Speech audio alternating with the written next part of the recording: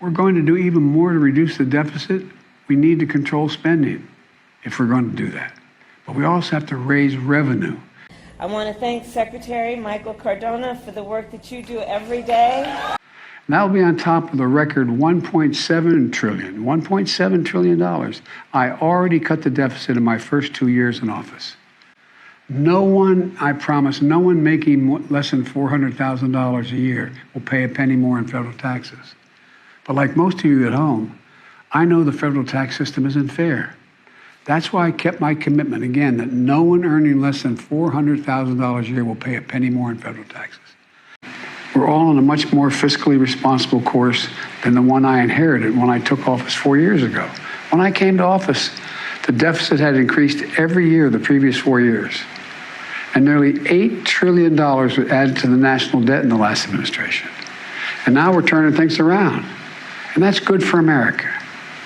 You know, my dad used to have an expression. He said, Joey, don't tell me what you value. Show me your budget. I'll tell you what you value. That's at the heart of this debate. What do we value? Thanks to National Oceanic and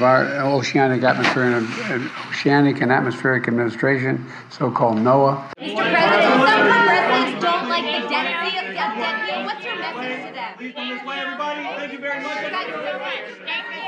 I told all these guys you wouldn't ask anything about what we just talked about. Was I right? I just wanted to show you I was right?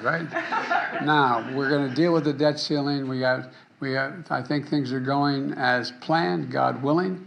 I'll be landing in Colorado tonight in preparation for my commencement speech at the Air Force Academy tomorrow.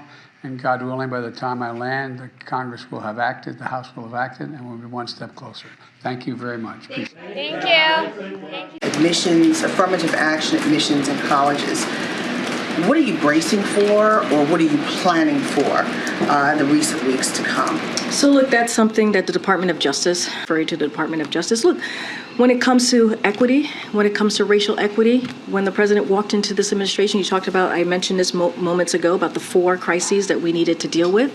Racial equity was one of them. And that's why this president has taken steps since almost day one to make sure that federal government, every agency in particular, he signed an executive order making sure that there was racial equity coming out of the agencies. Has the White House or Treasury or anyone else been in touch with Fitch and the other ratings agencies even after a deal coming together? And are you concerned that a downgrade could still happen? The S&P downgrade happened in 2011 after there was a deal.